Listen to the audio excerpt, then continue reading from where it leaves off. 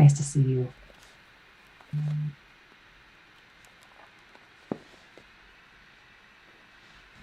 FYI, I'll be hitting go live now. Ooh, yay. If you didn't know, we are inviting folks all over to tune in on YouTube. So if you um, make your engagement video choices accordingly.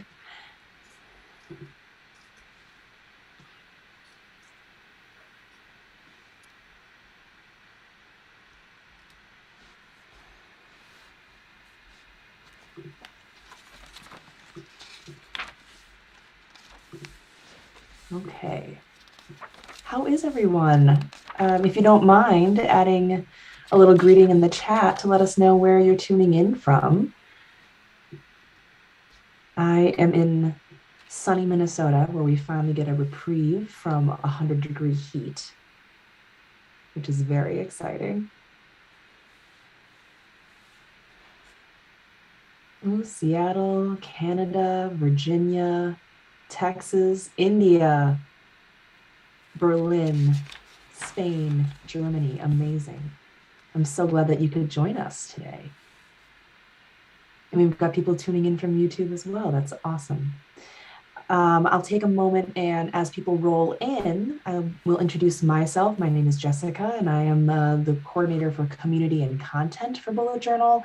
And I get the distinct joy of supporting this community on Bujo. If you didn't know, Bujo is basically like an ad-less social media platform community where we can come together and just focus on talking about bullet journaling. And this is where we have events each month. We talk about different themes related to bullet journaling and explore that via posts and live events and discussions. So that is something that I've gotten a lot of joy from, and I hope you have as well, digging into the practice of bullet journaling, no matter how long you've been doing it. So what we do each month is we take time to do a monthly ritual where we go from one month into the next. It is something that we just slot time for so that we can do it all together. So if you have a notebook with you, that's great. If you don't and you've just started bullet journaling, that's totally fine too. Wherever you are at, I hope that you will just listen for what is useful to you wherever you're at. That's what we're hoping for today. So to get started, we did have homework that I will pass over to Ryder to talk about in a second. But throughout this, if you have questions, please feel free to add them in the chat, talk to each other in the chat, and then when we have time, we will ask them out loud, and Ryder will pitch in with his input. But I'm just so glad you're here, and we'll take a couple moments here for Ryder to tell us what was the homework coming into this, and how does it all fit together in this monthly ritual?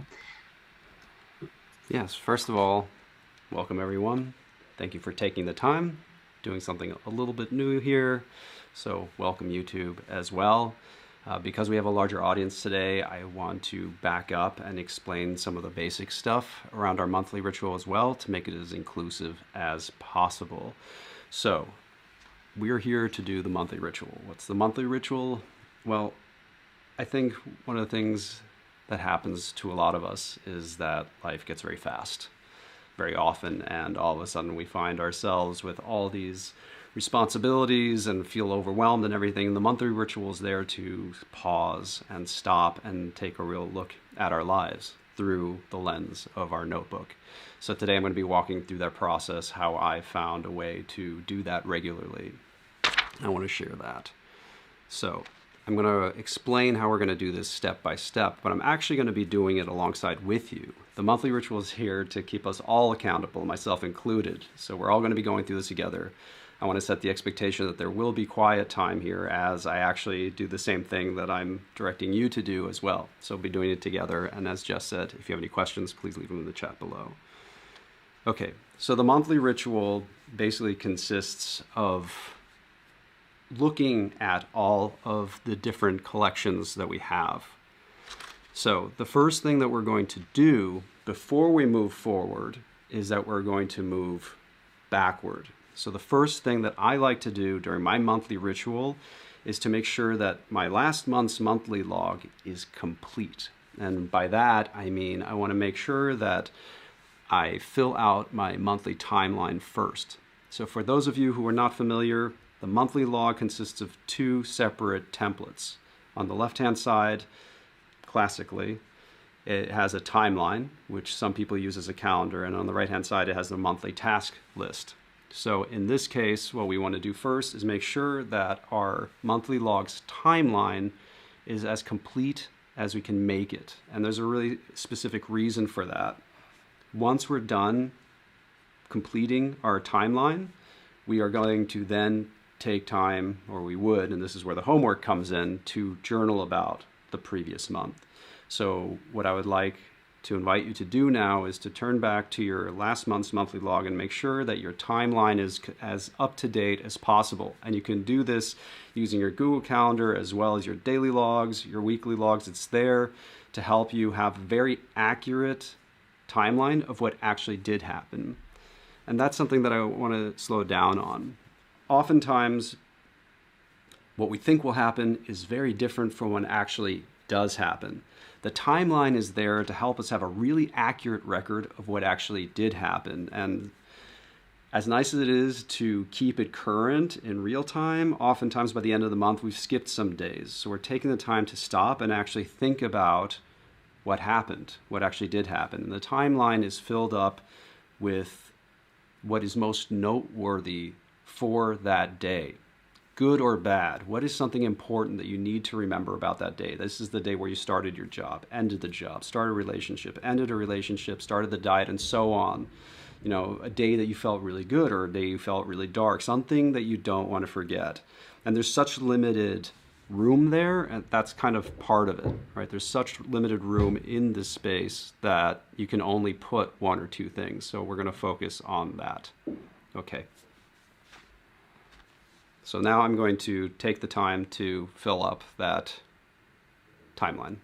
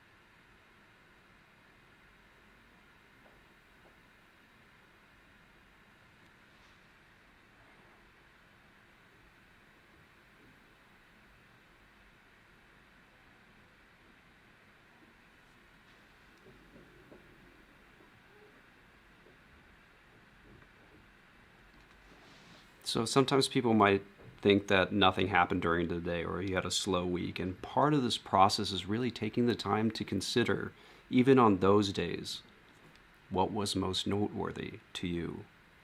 This is part of the Bujo practice, to really take the time to slow down and think about our actions and our experiences. Even if it's not the most exciting day, surely something was worth remembering.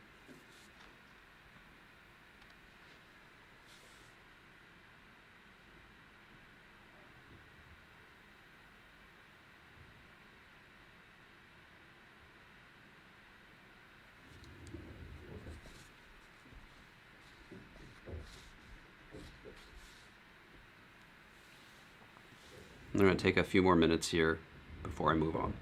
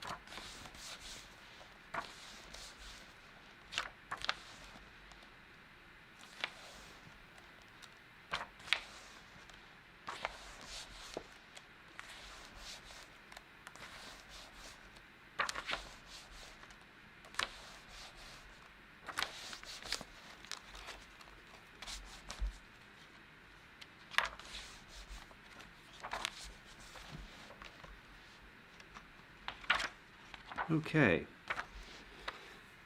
Now, you can take as much time as you need to complete each part of this, but I want to make sure that I get through the whole thing, so we're going to keep on going here. Now, the next step is what the homework was, essentially.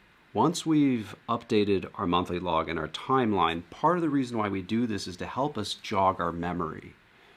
It's easy to forget what happened, even if it was something important. But now we've taken the time to actually think about what happened. And chances are something came up. We kicked up some dust. So what I like to do at this point is take some time to do a written reflection. What is a written reflection? You can think of it as journaling, but focused journaling. And what you're journaling about is something about the last week or about the last week in general. So if you want, the idea is that the weekly log, in this case, or the weekly reflection is a prompt. You're just writing about what happened last week. And in so doing, you're going to take a lot of the things that you wrote down and probably unpack them. Things will have come up during the time we updated the timeline, and now's the time to think about it. How do you feel about the last week? What came up? What do you want more of? What do you want less of? Bulleted lists are the beginning of bullet journaling, right? They're there to help us capture our thoughts, and some of those thoughts need to be expanded on. And this is one of the times we have an opportunity to expand on those thoughts during this weekly written, or in this case, a monthly written reflection. I do it weekly as well. So that was the homework. For the monthly reflection, I'm thinking about the month gone by. That usually takes me between, I would say, 20 minutes to an hour, depending on the month, right? So unfortunately, we will not be able to do that now. That is the homework, but I wanted to show you where this fits into the monthly ritual, just so you have an idea moving forward how this can fit into your own practice, if this is something that interests you. Right now that you've updated your timeline and jogged your memory, you can write about it. You can write about anything you want. And oftentimes this is a really wonderful way to relieve stress or to get clear about what you want to do in the month ahead. And this is where the next step comes in. Now we're going to set up our new monthly log for the new month, in this case, July. So we're going to take the time now to actually set that up.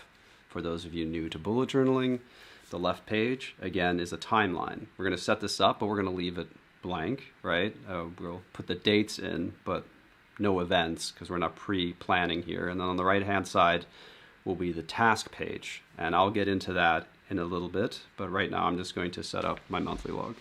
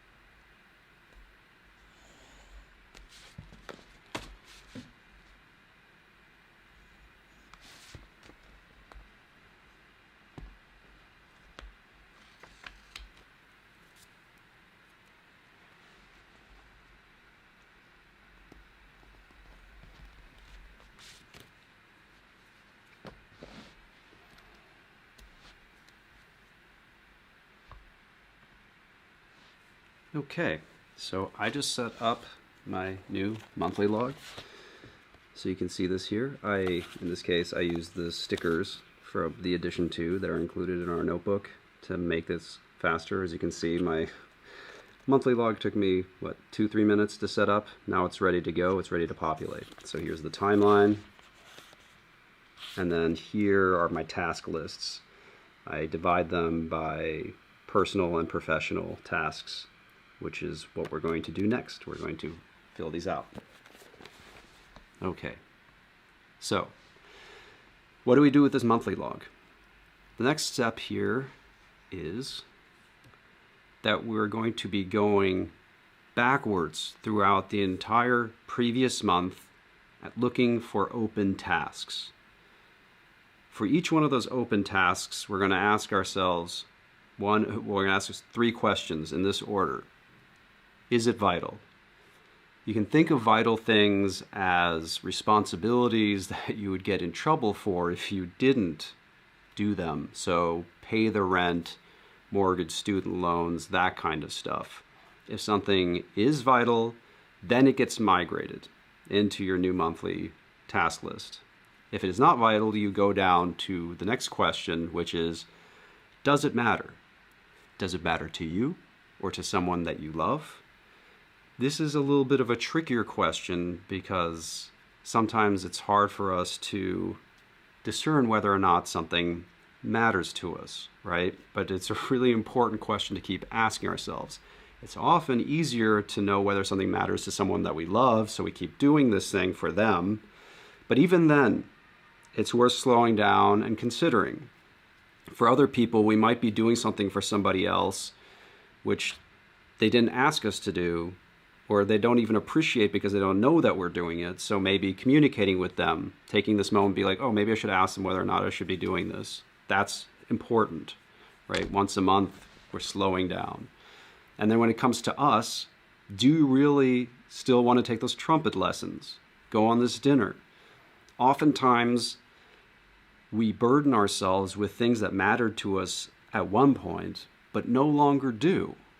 And that's okay, like we change. But for some reason, if you're anything like me, we have all these stowaways that keep following us day after day, week after week, month after month, and it's a whole list full of responsibilities that don't actually matter to us anymore. So to make sure that doesn't happen, we use our monthly ritual to make sure that we curate the things that we claim matter to us. So we just simply ask ourselves for an open task, does it matter? Yes or no? If it does matter, then we migrate it. But if it doesn't matter, we have a third question. When you start bullet journaling, you may not be sure as to if something is vital or if it matters or not. So another question we can ask that can help us switch our context a little bit is, are there any consequences for me not doing this thing? If I didn't do this thing ever, what would happen? It's a different way of approaching the same kind of question. And oftentimes you'll find if you can't think of a single consequence, then chances are it's really not worth your time. So if it's not vital and it doesn't matter and there are no consequences for not doing it, why is it still in your task list, right? And that's really what these rituals are for, this filter. So if there are no consequences for you not doing it, then you can safely assume that this is a distraction. It's something that's just keeping you busy but not adding any value to your life.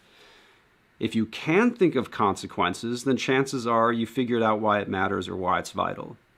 And then that gets migrated as well. So every month we go through this and ask ourselves these questions for all the tasks that remain open in our notebook. We are trying to migrate as little as possible. Oftentimes people are like, I don't want to have to rewrite things. That seems like a huge drag. To me, I feel like that's a feature and not a bug. We have to stop and think about why we're doing what we're doing, and that allows us to very quickly reduce the things that we're working on. So that's what we're going to do now. We're going to flip back and take a second pass through our previous month and ask ourselves these 3 questions for all the open tasks. And anything that does not pass the filter gets marked as irrelevant, which is a line that strikes it out. Every time we strike something out in Bujo, that is a victory. That is you granting yourself permission to no longer spend your time on this thing that no longer matters. You have defined something as not being meaningful. And that's worth celebrating. So that's what we're going to take some time to do now.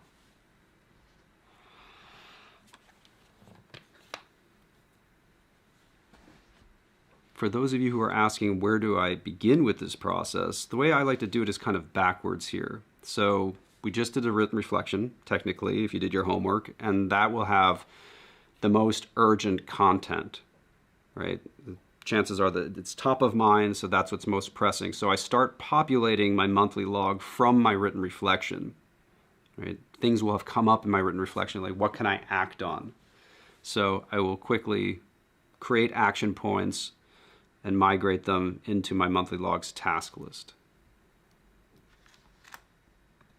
After that, I will then go through my old monthly log, my daily logs, and my weekly log, and ask that same question for all the different tasks that remain open.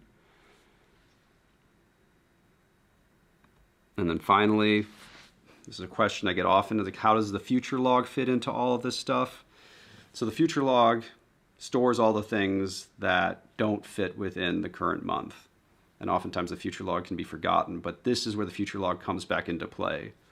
Each month we check the future log and see if anything in there has become relevant, and that also gets migrated.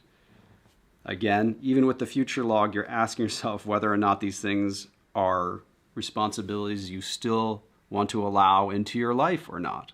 That is your choice. And if the answer is yes, then you migrate them. And if no, you allow yourself to let them go. Okay, let's take some time to migrate.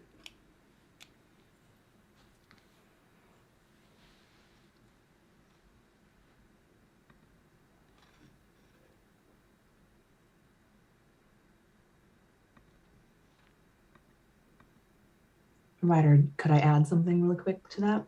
By all means. When we talk about the filter, which is a super powerful way to, again, cultivate our task list, to cultivate the lives we want to live and align them closer to what our goals are. When we get to the consequences filter, I just want to add that we should also be checking that those consequences are real. Sometimes we imagine other people's disappointment, or that something will be held up if we don't do this in this timeline, or my friend will be so mad at me. But I recommend that you check what those assumptions are, and maybe you might be able to release some of those tasks or commitments that actually don't have as many consequences as you imagined from the beginning.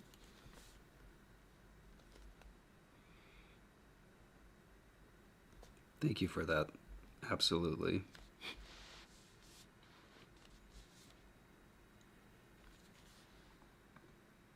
I will leave this slide up.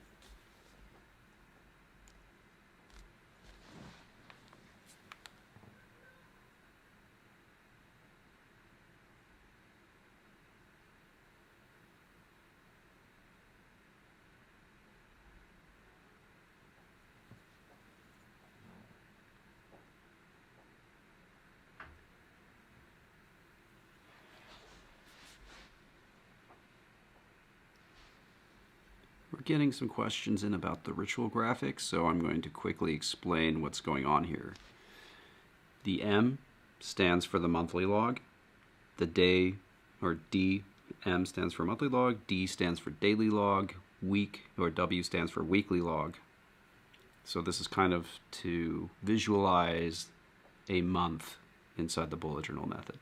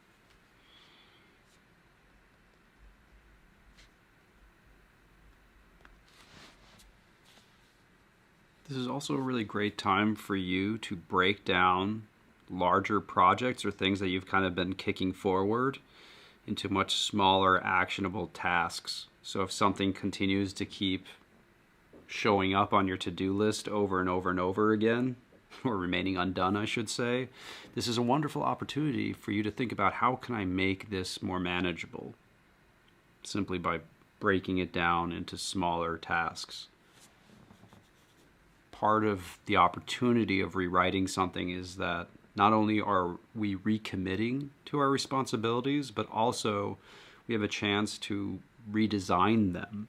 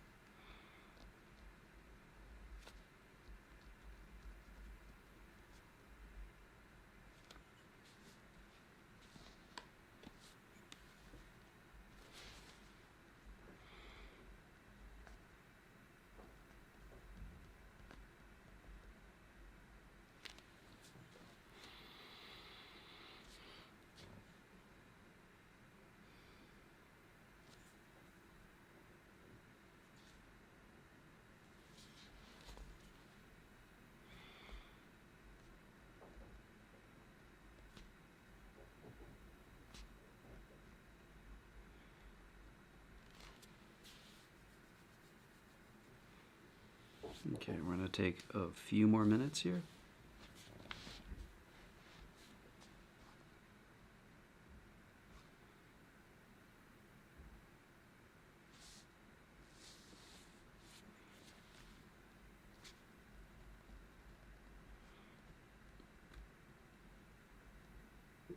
Ryder, will you talk about migrating projects from month to month? Yep, most certainly will. Excellent.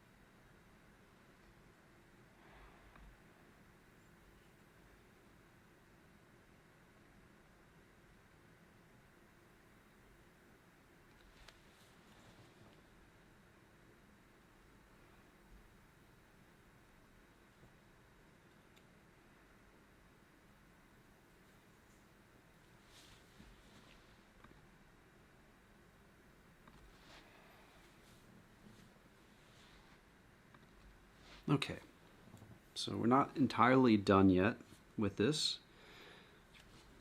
Now comes something really interesting, right? It might take you a while to populate your monthly logs task list, especially if this is the first time that you've done that. And that's okay. This is really part of the process. Because it takes time, it gives us an opportunity to think about what we're doing. And once we've thought about what we're doing, we have another opportunity to see it all side by side. And we can take this as our chance to prioritize what we've assigned ourselves for the month ahead. So once I'm done populating my task list, my monthly task list, I think about what my priority is. And usually that priority is related to my intention for my practice. For those of you who are new to bullet journaling is entirely fueled by your intentions, or I encourage people to have strong intentions going into this. And this is one of those opportunities where we can check in with our intention, because our intention can always get lost in the busyness of everyday life. And this is an opportunity for us to stop and think about, okay, how are my actions aligning with my values, with my beliefs? And we can use that to prioritize these things. I think one thing that I want to be very transparent about, the thing about bullet journal, the goal isn't to get everything done. I don't know if that's possible. I don't think it is possible, because we constantly get more and more stuff as time goes on. What we really want to focus on is figuring out how to invest our time in the things that are most meaningful to us, right? Or getting as much time back as we can, figuring out ways to take time. So this is a really great opportunity. So what I encourage you to do is just take a couple minutes and look at those lists. They're telling you the story of the life that you will live in a very real way. That's the thing about bullet journaling. This isn't just a bunch of stuff that we have to do. All of our tasks are experiences waiting to be born. Everything that we do becomes an experience. It becomes part of the story of our life. And we can take this time once a month to kind of think about this life that we're writing. And you can very quickly be like, I don't want this part to be a part of my story. And if you don't, excellent. What are you going to do about it? Right? This is a great time to think about, how am I going to get rid of this project? Or should this be delegated? Or is this something that I should be spending my time on at all? Right? This is not an opportunity to judge yourself or to criticize yourself. It's an opportunity to engage with your to-do list with curiosity, and an opportunity for you to course correct if necessary. That's it. So I'm going to take some time to just kind of think about that. What is my intention? What are my values? How are these actions that I'm about to take, these potential experiences, supporting those values?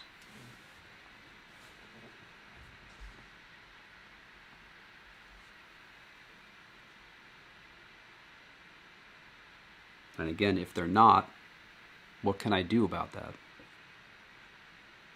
Not everything that we work on feels meaningful to us.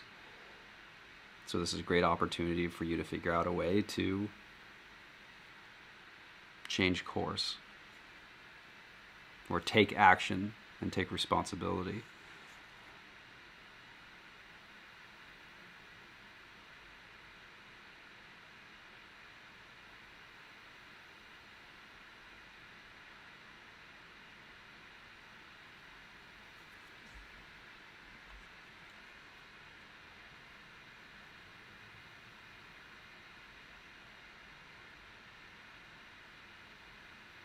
And maybe you'll find that something's missing.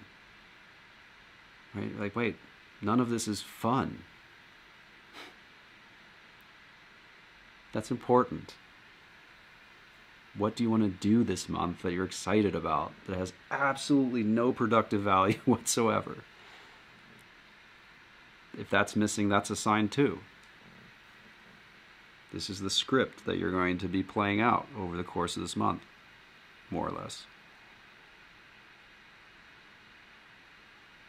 And when you find things that really light you up, or you realize what's really urgent, then you can mark it with the priority signifier, basically an asterisk or a little star, depending, next to the task itself.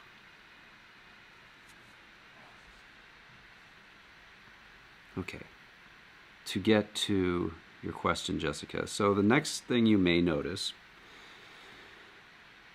is that some of this stuff that you're migrating doesn't really fit into the monthly log. It might actually be, you might realize that a bunch of the things that you've written down are actually related to one another, right? These disparate notes at the time have now kind of created a pattern. Maybe it's a project, personal project, a professional project, a short story idea, a script, something.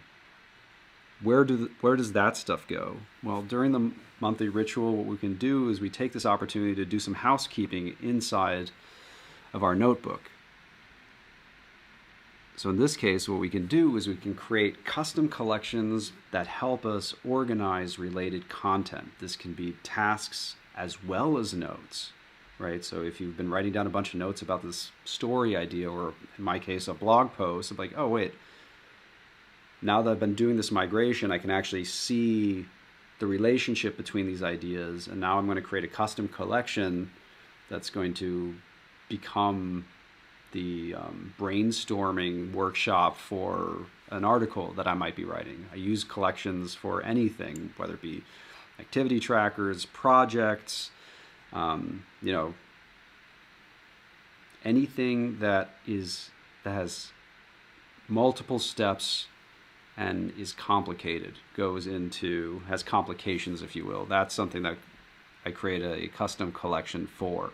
So this is a great time for you to really do a lot of housekeeping inside your notebook and bring all those notes into one place. You would migrate the open tasks and the open notes, or the relevant notes, into this custom collection. But again, this is a really excellent opportunity to, even in that case, what is vital, what matters now? Because you might realize that you have a bunch of disparate notes that are related, but some of them kind of have timed out, their shelf life, they've expired. So this is a good time to kind of just take the best of the ideas, the best of the content, and bring it together inside a custom collection if you think that it's necessary. So this is a really excellent opportunity to funnel related thoughts into one place to create a custom collection, which leaves us with one more question. What happens to all the custom collections that already exist? So we have now gone through our monthly log, our previous monthly log, our weekly log, and our daily logs to see what is still worth our time, what value this content still adds. The same is true for our custom collections, for collections that we created to track something or create something in the past. We want to make sure that we are not trying to maintain collections that aren't adding any value to our life. Like, is that fitness tracker still relevant now that you broke your leg? Or is that project still something that you want to maintain even though you don't care about it anymore, right? Your situation has shifted. Oftentimes we can get so caught up in the busyness of our lives that we keep maintaining these things that actually aren't giving back to us anymore. They aren't adding value. And oftentimes we might feel we're obligated to kind of see it through for some reason. And I'm sure there are examples where that's the case, but most of the time I just feel like I'm doing it because I feel like I should for some reason. But if there's no more meaning behind it, if it's become meaningless for some reason, this is a great opportunity for you to stop and think about, how is this collection still adding value? Is it still adding value? There's a very specific way we can actually go about that. So in the monthly ritual, we can kind of do the same thing that we were doing with our tasks, but in this case, it gives us an opportunity to actually improve our bullet journal practice, right? The thing about the bullet journal, it's not anything, right? There's a very specific way of going about developing your own version. And this is kind of how we go about it. This is how I found. It's an iterative approach that helps us figure out what's working and what's not. So you have a custom collection. You ask yourself, is it helping? Yes. Okay, that's great, but how is it helping? What have you identified as being powerful for you? What's clicking here? And during your monthly ritual, you can ask yourself, okay, can I improve on that, right? Even if something's working, maybe there's an opportunity to make it even better. And if you can't improve on it, fine, you just keep on using what it is. But if you can, then you can iterate on a new version of that once a month if you like, right? We're trying to keep the amount that we write to an absolute minimum. So with the custom collection, if we ask, is it helping, and the answer is no, that's also a learning opportunity. Again, this is feedback. Rather than beating ourselves up, we can actually look into this and be like, why is this not working? Does it take too much time? Is it too illustrated? Is it too complicated? And then we take that information and then we can use it to iterate on something that's not working necessarily. Like maybe it's something that's important, but you haven't figured it out yet. So rather than throwing the whole thing out, you strip away what's not working and focus on maybe one element that was helpful. And then when you migrate, you can create a new custom collection based on that learning. So everything inside the bullet journal, I think the short version of this, everything that we're doing in the Bujo method is running experiments. And these experiments help us figure out what's working, what's not. What do we want more of? What do we want less of? That's true for our values, for the people around us, for our actions, but also for the way that we're organizing the book itself. All of these philosophies and all these techniques really apply to every part of this. So in short, this is a great time to think about your projects, think about how you're organizing your projects, what's working, what isn't. And then you can use the monthly ritual as a way to kind of restructure your projects, optimize, discard, and so on. And in this way, every month we're hopefully leveling up what we're doing, how we're doing it, how we're treating ourselves in this process, right? We want to make sure that we're approaching all of this with curiosity rather than judgment, right? How can I do better? How can I take it more easy, or how can I have more fun, right? These are all these questions that become available to us because we're simply taking the moment to look at our notebook. I like to think of my bullet journal as a paper mirror that's reflecting my choices back at me and my thoughts and my feelings. And right now is a great opportunity to kind of spend some time there. Like, oh, this was a really hard month. Maybe I should do something about, the way I'm focusing on it, or how much I'm working on something, or how much time I'm spending with other people. And then taking that realization and putting it into action by creating a task, by creating an actionable step. This is how you turn insight into action. And that about sums up the monthly ritual. There are many different ways we can go about it, but this is pretty much the most systematic way I can think about doing this. So I'm just going to run through this slide deck really quickly again to sum it up before we take some questions.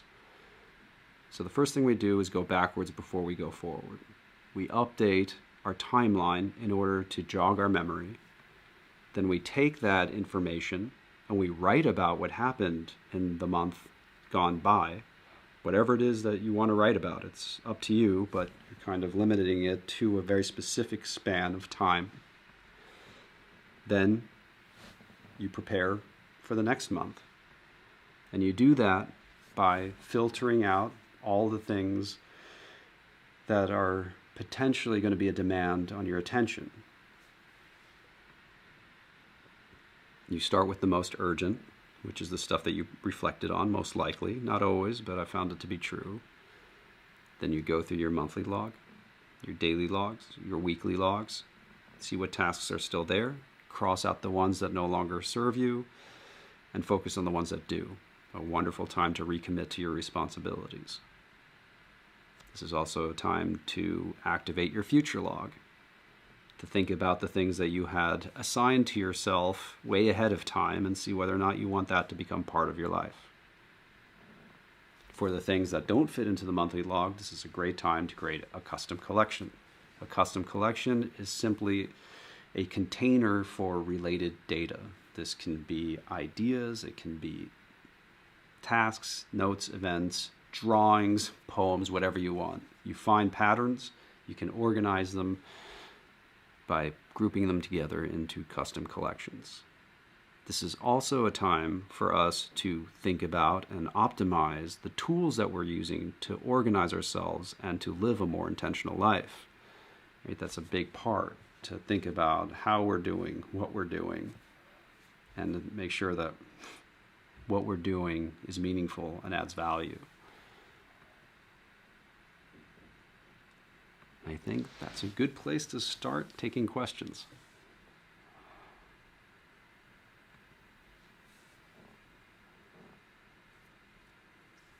So I want to throw it over to another team member, Raksha, who has been a rock star today, managing the YouTube live stream, and she's been picking out some questions to bring from the audience.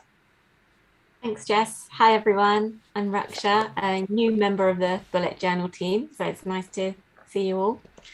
And I have here some questions that have come through the YouTube chat, and a few of them resonated with a few different people, so I've picked out some of those.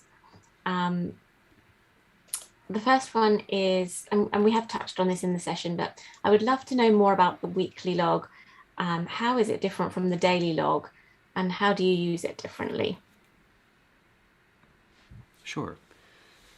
We actually published a YouTube video on the weekly log, so if you want to learn a little bit more about it, I recommend you check it out there. But in short, the weekly log, the daily log, the weekly log, and the monthly log are all versions of one another. They just help us focus at finer resolutions, right? The daily log helps us focus on today. The weekly log helps us focus on the week, and the monthly log on the month. I find that it's always been very hard for me to focus at random time scales. So all of these different rituals help us focus. So the weekly log in short consists of a two-part template. On the left-hand part is a weekly reflection, written reflection.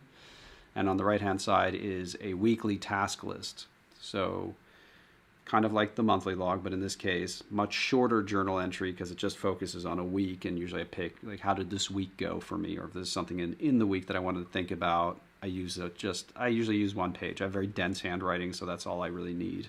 And it also limits the amount of time that it takes, which makes it sustainable for me. So that's one of the instances of regular long-form journaling for me. And then on the right-hand side, I will take both the monthly log and the daily log task list and think about what it is that I want to get done in the week ahead. So it's not everything like the monthly log, it's just for the week, which helps me kind of think about time scales of my project as well.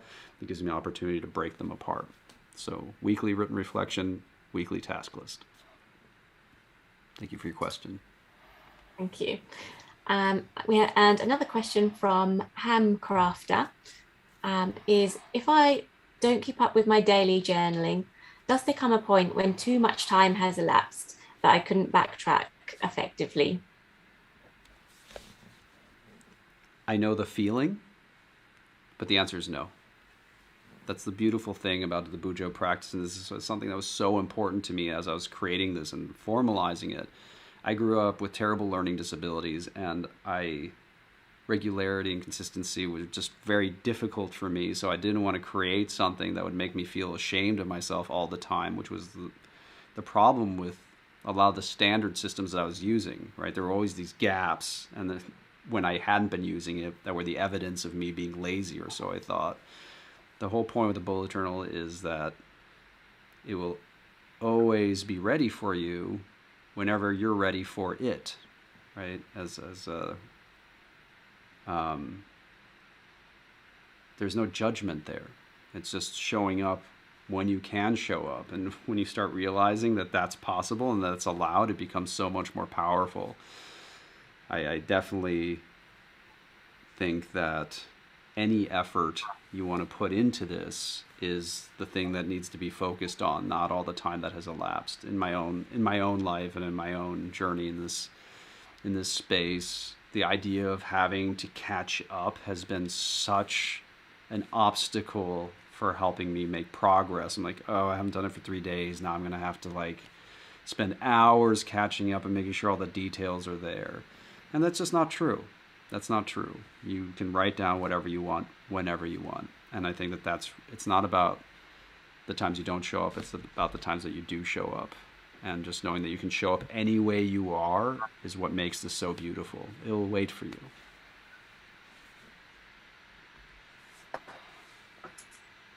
Thank you. And our last question that I'm taking from YouTube is from